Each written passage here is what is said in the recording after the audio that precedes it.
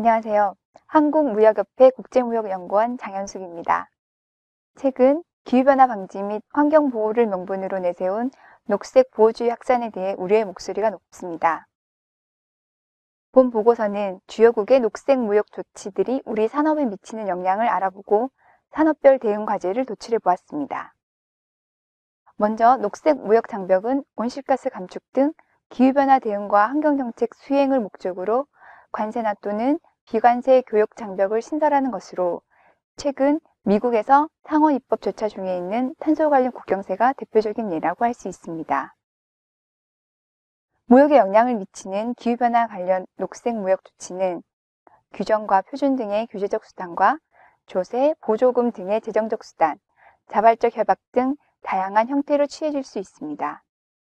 이러한 다양한 형태의 수단 중에서 세계무역기구인 WTO에서 집계하는 기술 규정을 제외하고는 정량적으로 분석에 근거한 조치 현황을 파악하기가 어렵습니다.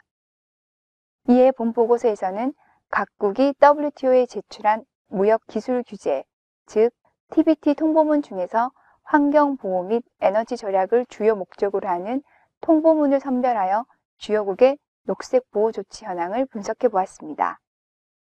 그 결과 전 세계 녹색 관련 무역 조치는 작년에 총 269건으로 2004년 대비 2.7배나 증가하였습니다. 특히 이후에 녹색 관련 TBT 통보문 비율이 42.4%에 이르러 전 세계에서 가장 높은 것으로 나타났습니다.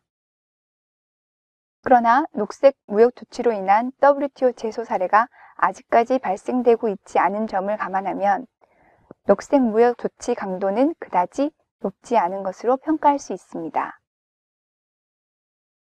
이러한 녹색 무역 조치 확산은 오히려 국내 고효율 전자제품의 수출에 호재로 작용하는 등 중장기적으로는 중국, 아세안 등 개도국가의 경쟁에서 우위를 점하는 계기가 될 것으로 보입니다.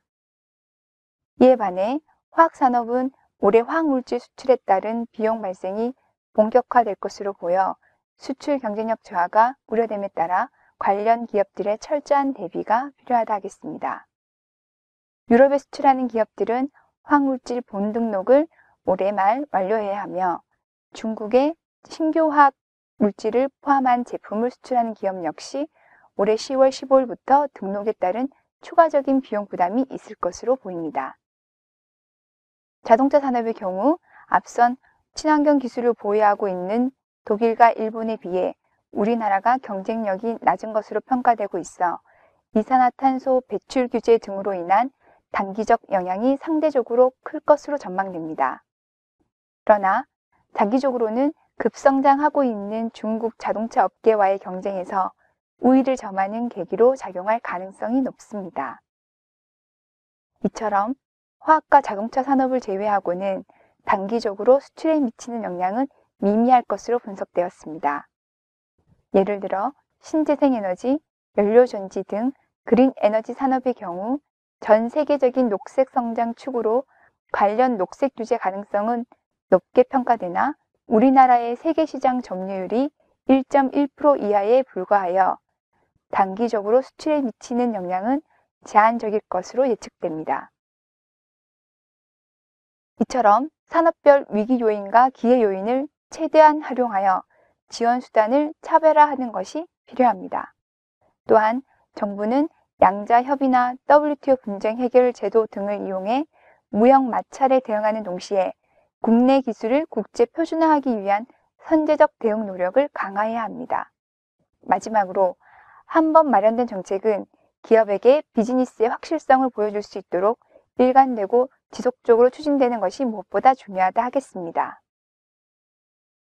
이상으로 녹색 무역 장벽의 산업별 영향 및 대응 과제에 대해 말씀드렸습니다. 감사합니다.